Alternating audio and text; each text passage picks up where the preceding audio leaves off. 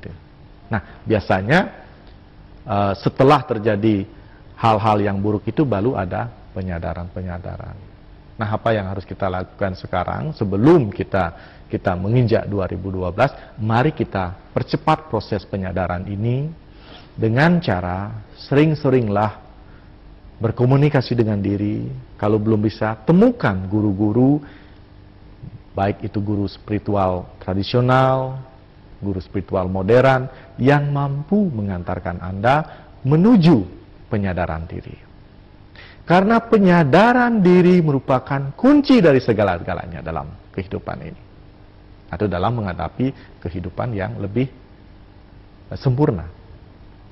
Kehidupan agar kita menjadi manusia utama, bukan manusia biasa. Ya, manusia utama adalah manusia yang berkesadaran. Dan nanti setelah 2012, nanti puncaknya sekitar tahun 2025, 2035 itu masyarakat dunia itu akan menjadi satu. Orang Amerika dengan orang Bali akan merasa bersaudara. Dan orang-orang di seluruh dunia itu akan merasa bersaudara. Satu persaudaraan. Karena mereka menyadari bahwa yang namanya ibu dan ayah mereka adalah satu, yaitu Tuhan atau Sang Yang Widi. Nah, sekarang kan masih membeda-bedakan. Ini kelompok saya yang baik, kelompok dia jelek. Itu.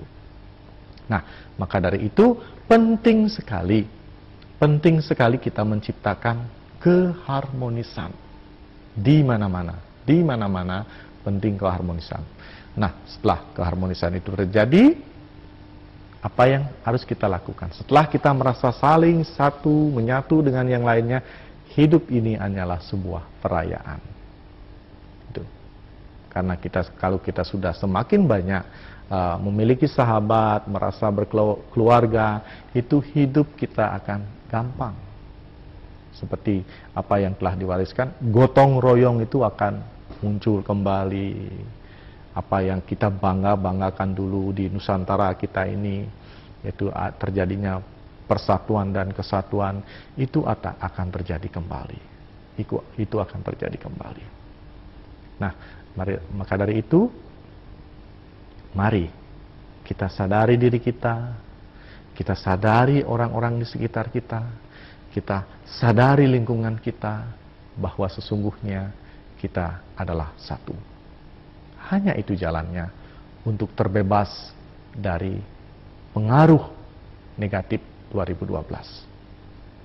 Juga tadi disinggung bahwa akan terjadi ledakan matahari yang panasnya itu 66 kali ledakan di Hiroshima. Itu bagaimana cara penangkalannya? Tiada lain adalah ketenangan. Karena nanti napas akan berperan. Napas dapat dibagi menjadi 3 sesungguhnya.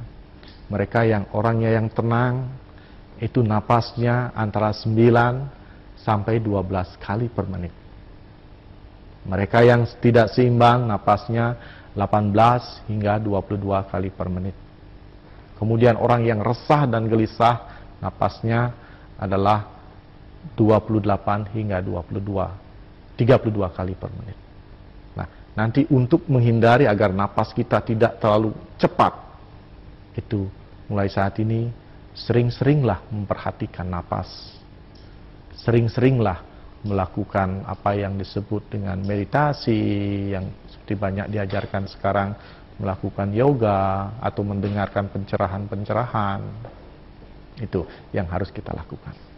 Nah, di samping melakukan meditasi untuk diri kita sendiri, hal yang terpenting yang harus kita lakukan adalah sebagai manusia, sering-seringlah mendatangi tempat-tempat suci seperti Merajang, seperti Kayangan 3, Sad Kayangan.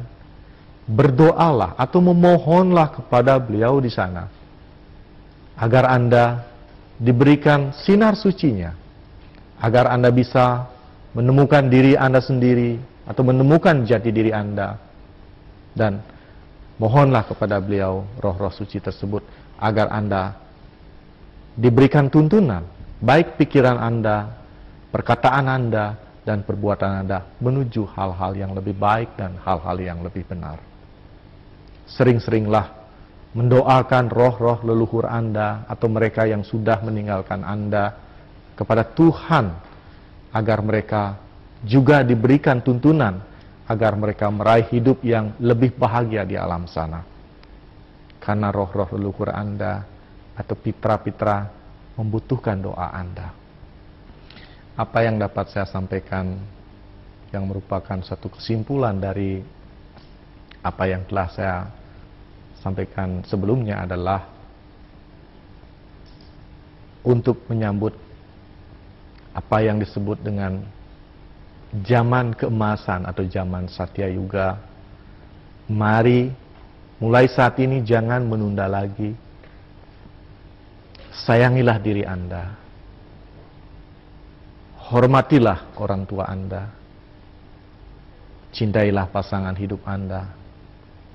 Dan sayangilah anak-anak. Rukunlah dengan saudara-saudara Anda. Dan harmonislah dengan lingkungan Anda.